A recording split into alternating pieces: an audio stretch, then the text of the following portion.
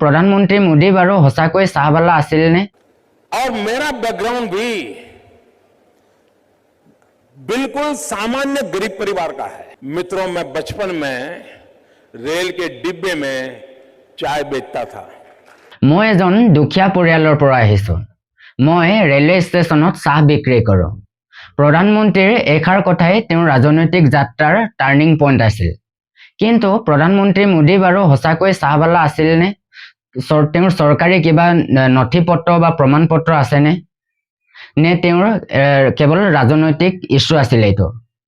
RTI railway विभागे यार उत्तरत की बुली कय আৰু তেওঁৰ জন্মস্থান वाटनगৰৰ স্থানীয় লোকসকলে ইয়াৰ বিষয়ে কি বুলি কয়? আহক আমি এই ভিডিঅ'টোত তেওঁৰ সম্পূৰ্ণ প্ৰমাণ পত্ৰ, নথি পত্ৰ, তাৰিখ আৰু RTI তথ্যৰ সহায়ত আমি সত্যটো আমি উন্মোচন কৰো। 2014 চনৰ নিৰ্বাচনৰ আগে আগে কংগ্ৰেছৰ নেতা মণিশংকৰ আয়াৰে এটা মন্তব্য দিছিল, যি মন্তব্যই পুৰা ভাৰতবৰ্ষৰ ৰাজনীতি হলাই পেলালে। তেওঁ কৈছিল যে নৰেন্দ্ৰ মোদী কেতিয়াও ভাৰতবৰ্ষৰ প্ৰধানমন্ত্ৰী হ'ব নোৱাৰে, কিন্তু যদি তেওঁ বিচাৰে কংগ্ৰেছৰ সভাত নিশ্চয় চাহ বিক্ৰী কৰিব পাৰিব। नरेंद्र मोदी कभी भी देश के प्रधानमंत्री नहीं बनेंगे, नहीं बनेंगे, नहीं बनेंगे। लेकिन यहाँ आकर चाय का वितरण करना चाहते हैं तो हम उनके लिए कुछ जगह बना रखते हैं। এই কথাষাৰকে বিজেপিয়ে এজন সাধাৰণ মানুহৰ অপমান হিচাপে উপস্থাপন কৰিলে আৰু তেওঁলোকে ইয়াকে লৈ ৰাজনৈতিক প্ৰচাৰ আৰম্ভ কৰিলে চায় পে চৰ্চা বুলি। আৰু চাওঁতে চাওঁতে এই চাহৱালা শব্দটো গৈ এটা ৰাজনৈতিক যাত্ৰাৰ এপাত অস্ত্ৰ হৈ পৰিলে। কিন্তু প্ৰশ্ন হৈছে, নৰেন্দ্ৰ মোদী বাरू শৈশৱত সঁচাকৈ চাহ বিক্ৰী কৰিছিল নে? मित्रों, मैं बचपन में रेल के डिब्बे में चाय बेचता था। 1950 চনৰ 17 ছেপ্টেম্বৰত গুজৰাটৰ वाटनगर অঞ্চলত নৰেন্দ্ৰ মোদীৰ জন্ম হয় আৰু তেওঁৰ দেউতাক দামোদৰ দাস মোদীয়ে সেই জেগাৰে वाटनगৰৰ ৰেলৱে ষ্টেচনত এখন সৰুকৈ চাহ দোকান চলাইছিল।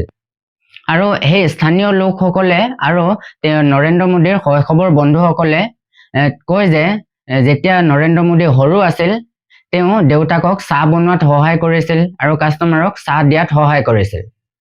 1965 চনৰ ভাৰত পাকিস্তানৰ যুদ্ধৰ সময়তো যেতিয়া সেনা জোৱানসকল সেই ৰেলৱে ষ্টেচনৰে পাৰ হৈ গৈছিল তেতিয়া নৰেন্দ্ৰ মোদীয়ে তেওঁলোককো চাহ খুৱাইছিল। हम नहीं थे, लेकिन हमारा बापूजी था, वो बोलते थे ऐसा कि मोदी जी यहाँ चाय बेचते थे। কিন্তু এই সকলোবোৰৰ বাৰু কিবা চৰকাৰী প্ৰমাণ আছেনে? ছ'চিয়েল মিডিয়াত এটা দাবী ভাইৰেল হৈ আছিল, সেইটো হৈছে 1973 চনতহে গুজৰাটৰ वाटनगৰত ৰেলৱে ষ্টেচন আৰম্ভ হৈছিল। তেনেহ'লে মোদীয়ে তাৰ আগতেই কেনেকৈ তাত চাহ বিক্ৰী কৰিব পাৰিলে? ইয়াৰ সত্যতা প্ৰমাণ কৰাৰ পিছত গম পোৱা গ'ল যে ৱেষ্টাৰ্ণ ৰেলৱেৰ তথ্য মতে এই দাবী সম্পূৰ্ণৰূপে মিছা। গুজৰাটৰ वाटनगৰত ৰেলৱে ষ্টেচন 1973 চনত নহয়, বৰঞ্চ 1887 চনৰ 21 মাৰ্চতে গায়কৱাড় ৰজাসকলৰ দিনতে আৰম্ভ কৰা হৈছিল। অৰ্থাৎ মোদীৰ শৈশৱত বা 1950ৰ পৰা 60 দশকৰ ভিতৰত वाटनगৰত ৰেলৱে ষ্টেচন থকাটো সত্য। এতিয়া আহোঁ আটাইতকৈ ডাঙৰ প্ৰশ্নটোলৈ, মোদীয়ে যে চাহ বিক্ৰী কৰিছিল তাৰ কিবা লিখিত প্ৰমাণ চৰকাৰৰ ওচৰত আছে নেকি? 2015 চনত ৰেলৱে বিভাগক এখন RTI বা ৰাইট টু ইনফৰমেশ্যন এখন দাখিল কৰা হয়। তাত প্ৰশ্ন কৰা হয় যে চৰকাৰৰ ওচৰত বাৰু নৰেন্দ্ৰ মোদীয়ে যে চাহ বিক্ৰী কৰিছিল তাৰ কিবা অনুজ্ঞাপত্ৰ বা পঞ্জীয়ন কৰা আছে নেকি? ৰেলৱে বিভাগৰ পৰা এখন লিখিত উত্তৰ আহিল যে তেওঁলোকৰ ওচৰত কোনো এনে অনুজ্ঞাপত্ৰ বা পঞ্জীয়ন কৰা হোৱা নাই। ইয়াৰ অৰ্থ কি? ইয়াৰ অৰ্থ হৈছে 1960 দশকত ভাৰতত আনঅৰ্গেনাইজ ছেক্টৰত বা সৰু সৰু দোকানক সহায় কৰা সৰু সৰু ল'ৰা ছোৱালীখিনিক কোনো অনুজ্ঞাপত্ৰ বা ID কাৰ্ড দিয়া নহৈছিল। গতিকে কোনো চৰকাৰী কোনো প্ৰমাণ পত্ৰ বা লিখিত প্ৰমাণ নোহোৱাৰ বাবে যে এই ঘটনাটো মিছা এই বুলি ক'ব নোৱাৰে। ই সেই দিনৰ ব্যৱস্থাকহে সূচায়। যদি কাগজী প্ৰমাণ পত্ৰ নাই তেনেহ'লে वाटनगৰৰ স্থানীয় লোকসকলে এই বিষয়ে কি কয়?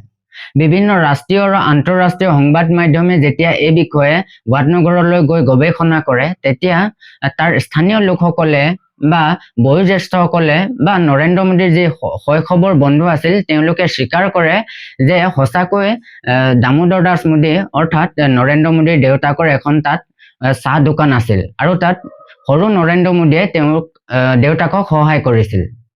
RSSৰ প্ৰচাৰক হোৱাৰ পিছতো তেওঁ জ্যেষ্ঠসকলক চাহ বনাই খোৱাটো এটা তেওঁৰ দায়িত্ব আছিল। ना हम नहीं थे, लेकिन हमारा बापूजी था ना, वो बोलते थे ऐसा कि मोदी जी यहाँ चाय बेचते थे।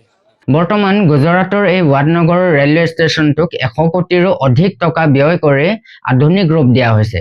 কিন্তু নৰেন্দ্ৰ মোদীৰ দেউতাকৰ সেই সৰু দোকানখনৰ মূল অৱস্থাটোক অপৰিৱৰ্তিত ৰূপত ৰাখি গ্লাছ দি সজাই ৰখা হৈছে, যাক পৰ্যটন বিভাগে পৰ্যটন স্থলী হিচাপে গঢ়ি তুলিছে। कैंटीन या वो थड़ी हुआ करती थी जहां पर नरेंद्र मोदी अपने पिता के साथ बैठा करते थे और चाय बेचा करते थे वडनगर रेलवे स्टेशन पर। তেন্তে শেষত আমাৰ বিশ্লেষণ কি? 1 নম্বৰতে হৈছে তাত বাৰু সঁচাকৈ ৰেলৱে ষ্টেচন আছিল নে? উত্তৰটো হৈছে আছিল। 1887 চনৰ পৰাই তাত ৰেলৱে ষ্টেচন আছিল। 2 নম্বৰতে চৰকাৰী কিবা প্ৰমাণ পত্ৰ আছেনে? উত্তৰটো হৈছে নাই, কাৰণ সেই সময়ত বা 1960 দশকত ভাৰতত কোনো শিশু বা সহায়কাৰী কোনো চৰকাৰৰ ফালৰ পৰা লাইচেন্স বা ID দিয়া নহৈছিল। আৰু 3 নম্বৰতে হৈছে স্থানীয় লোকৰ কিবা প্ৰমাণ আছেনে? উত্তৰটো হৈছে আছে। ৱাদনগৰৰ ইতিহাস আৰু প্ৰত্যক্ষদৰ্শীয়ে ইয়াৰ প্ৰমাণ। ना हम नहीं थे, लेकिन हमारा बापूजी था ना, वो बोलते थे ऐसा कि मोदी जी यहाँ चाय बेचते थे। कैंटीन या वो थड़ी हुआ करती थी जहां पर नरेंद्र मोदी अपने पिता के साथ बैठा करते थे और चाय बेचा करते थे वडनगर रेलवे स्टेशन पर। চাহবালাৰ এই কাহিনীটো কেৱল এটা ৰাজনৈতিক শ্লোগানেই নহয়, ই হৈছে বহুতৰে বাবে এক প্ৰেৰণা। কাৰণ ই প্ৰমাণ কৰে যে এটা সৰু পৰিয়ালৰ পৰা অহা লোকেও দেশৰ সৰ্বোচ্চ পদবীত বহিব পাৰে। आप किस परिवार में पैदा हुए हो, किस अवस्था में पैदा हो, चिंता छोड़ दीजिए दोस्तों। अगर आपके दिल में समाज के लिए, देश के लिए करने की आग है, निकल पड़िए दोस्तों, रास्ता अपने आप मिल जाएगा।